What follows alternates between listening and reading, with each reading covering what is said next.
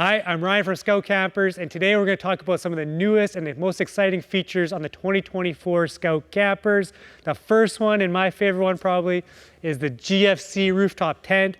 Game changer, using some of the best local craftsmanship. They're amazing tents. The tangerine's super cool, nice and bright inside, and they have a gray option as well. But also we have on these 2024s, we've got the cable gland by your solar panel, so that's going to be an upgraded wire for how the wiring comes into the camper, nice and tight, less chance of any water penetrations. That's a really good one.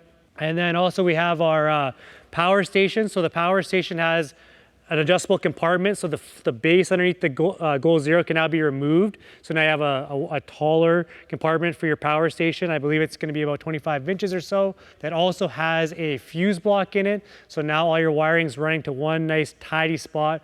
So that's a new feature on the 2024s that I really like. You also have the Kamek crosswing awning. So the batwing awning was cool. It went around the back above the door, but it was kind of hard to set up all the campers on the truck.